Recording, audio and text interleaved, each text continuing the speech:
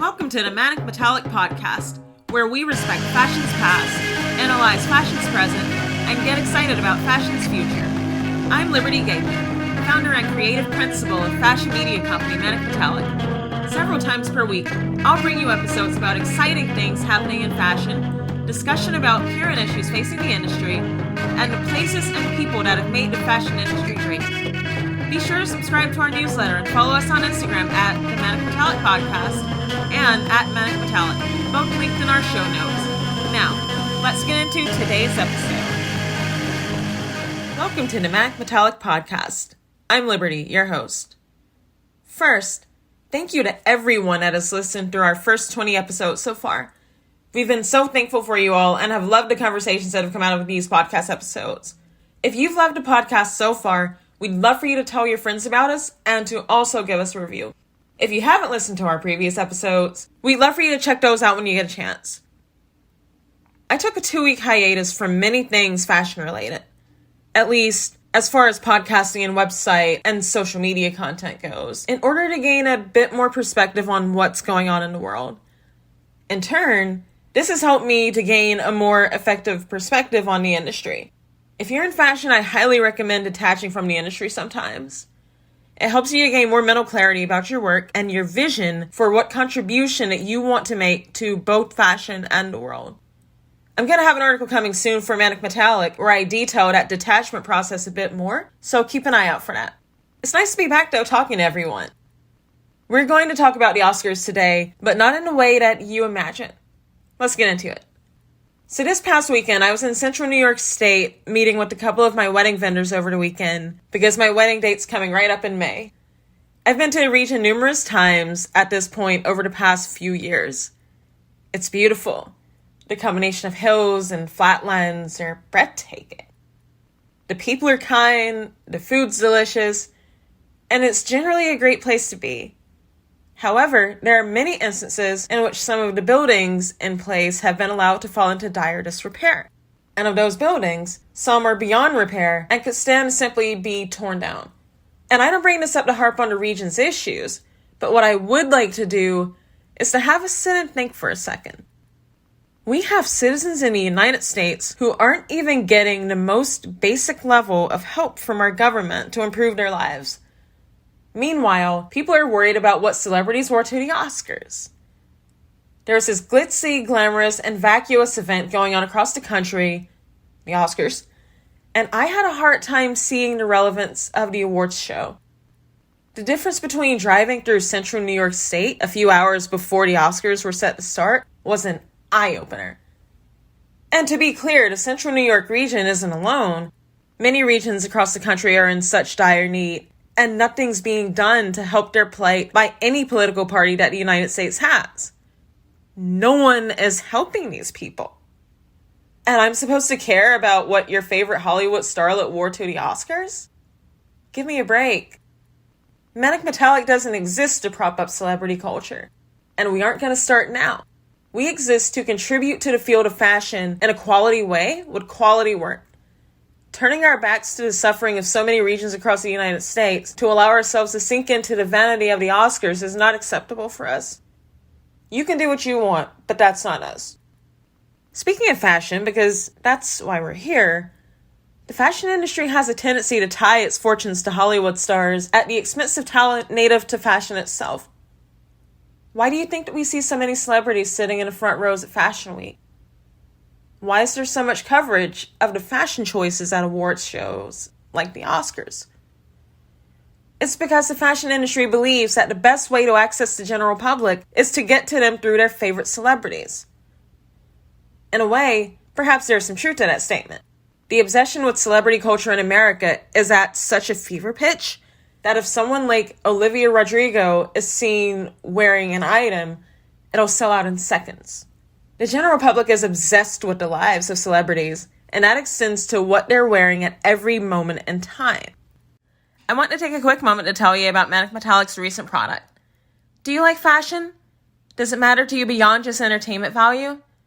Well, Manic Metallic is a fashion media company that creates audio, written, and video content that supports our ethos that fashion is an art, discipline, and societal force for change. We recently published a fashion ebook titled Alternative Fashion Capitals, a survey of 20 cities of emerging thought leadership. In it, we detail 20 cities beyond just New York, Milan, London, and Paris that have thriving fashion scenes, and we dive deep into what they have to offer, including shopping districts, specific places to shop, brands, events, fashion organizations, fashion publications, and universities and colleges. These 20 cities have a lot to offer the world with regards to the fashion industry, and Manic Metallic is determined to share their stories. We'd love for you to consider purchasing this fashion ebook and for you to join our growing community via our website, social media, newsletter, and podcast. For more information on the ebook and where it can be purchased, please visit manicmetallic.com/products. We look forward to hearing from you. Now, back to the podcast. While people are busy with their celebrity obsessions, multiple more important issues in society are left to devolve unchecked. Lack of employment opportunities in many parts of the country, poverty in both rural areas and inner city neighborhoods, the opioid crisis, lack of affordable housing, dismal healthcare costs, and if entities like Hollywood and other sectors of the entertainment industry decide to pretend to care about the suffering of Americans not as rich as them for a hot second, which, that, by the way, is almost everyone, then the effect is predictably shallow.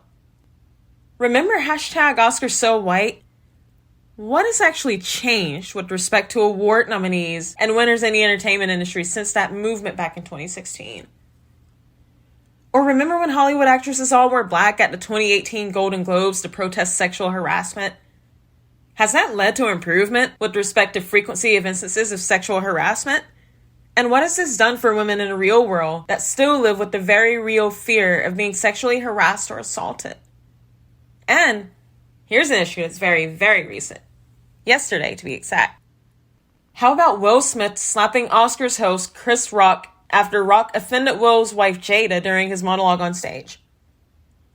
I'm not going to give my own judgments on that situation. For one, I read about it in the news this morning. I didn't see it because I obviously didn't watch the Oscars. But I do know that everyone is up in arms about what happened. Everyone is now suddenly an expert on the proper way to defend a woman. You want to know another thing that I know? This issue with Will Smith and Chris Rock will ultimately not affect the lives of any of us in a positive or a negative way. It won't affect it at all. It has entertainment value to some, not to me personally, but you get where I'm going. It speaks to the voyeuristic side of human nature that people can see an unfortunate event such as that and opine on it as if their lives would be affected in some way. Spoiler alert, it won't. What would affect people's lives is if we turned away from that incessant need to be entertained and got down to the hard business of chopping away at the structures that collectively prevent us from reaching a level of success that would lead to our self-actualization. We need to have food on our tables. We need safe, stable, affordable housing that is constructed in a way that allows for longevity of our personal dwelling units. We need education and jobs so that we may move ahead in life. If those things are not available to us, we need to get them. If anyone in power sends in our way, then we need to force them to do the job that our tax dollars pay them to do.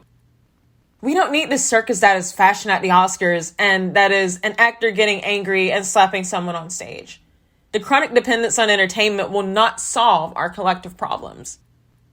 Fashion has a place in our society.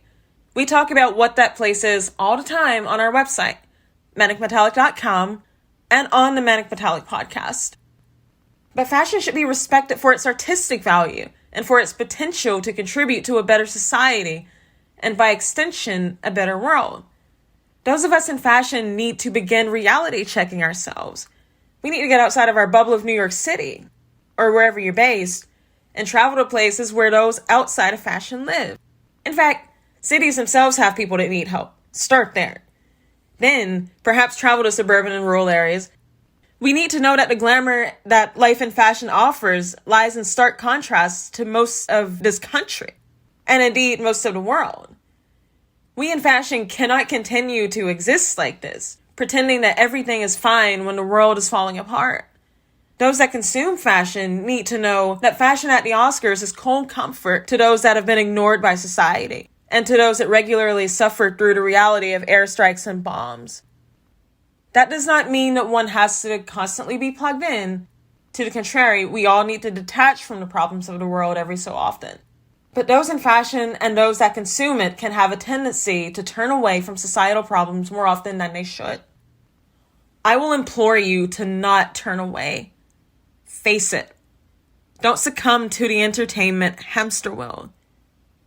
Those of us that believe that fashion has a role in affecting societal change need all of the help that we can get. That's all I've got for this episode. See you in the next one. Thanks for listening.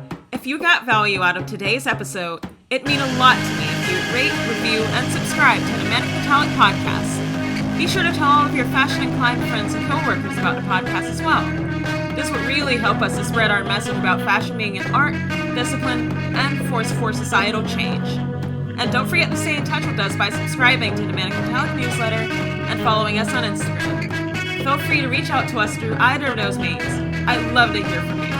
I'll link these all in the show notes. You're the best. See you next episode.